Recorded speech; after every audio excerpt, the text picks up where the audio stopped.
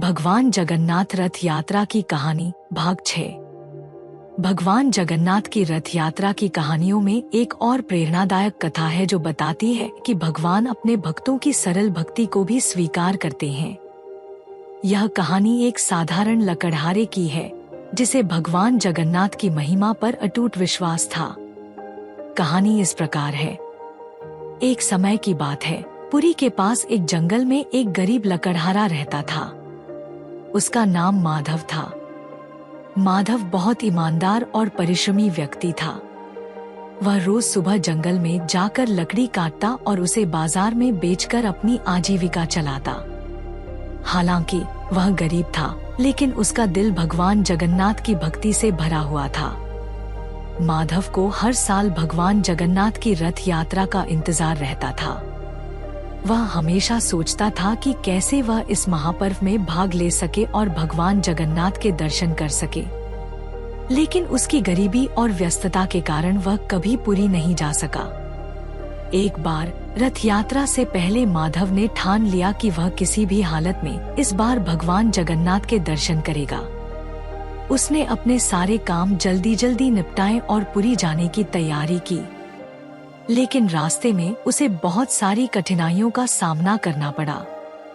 थकान और भूख से उसकी हालत खराब हो गई, लेकिन उसने हार नहीं मानी और भगवान का नाम लेकर आगे बढ़ता रहा। आखिरकार वह पुरी पहुंचा और देखा कि भगवान जगन्नाथ का रथ तैयार है। लाखों भक्तगण भगवान के दर्शन के लिए एकत्रित हो चुके थे। माधव ने भी भीड़ में जगह बनाई और भगवान के रथ के पास पहुंच गया। उसने अपने दिल की गहराई से भगवान जगन्नाथ की आराधना की और उनसे प्रार्थना की। रथ यात्रा शुरू हुई और माधव भीड़ में खो गया।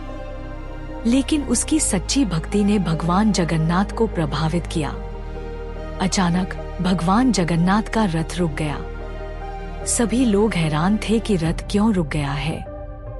पुजारियों ने रथ को चलाने की कोशिश की, लेकिन रथ हिला तक नहीं। तब एक बुजुर्ग पुजारी ने कहा, यह भगवान की लीला है।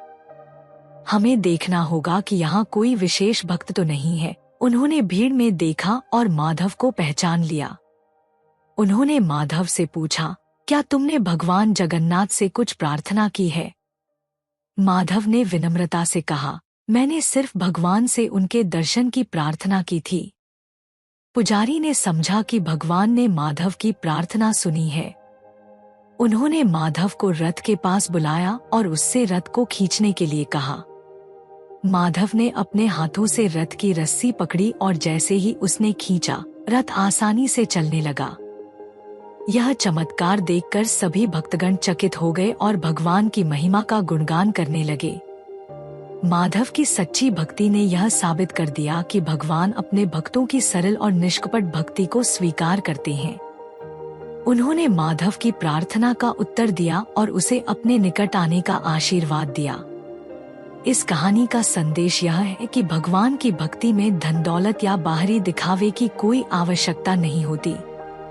सच्ची भक्ति और समर्पण से ही भगवान प्रसन्न होते हैं। भगवान जगन्नाथ की रथ यात्रा हमें यह सिखाती है कि भगवान अपने भक्तों की प्रार्थना सुनते हैं और उन्हें उनके प्रेम और भक्ति के लिए पुरस्कृत करते हैं।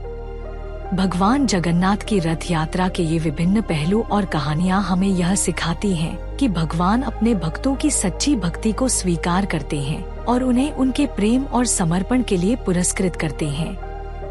इस यात्रा का हर हिस्सा एक महत्वपूर्ण संदेश देता है और हमें भगवान के प्रति अपने समर्पण को मजबूत करने की प्रेरणा देता है।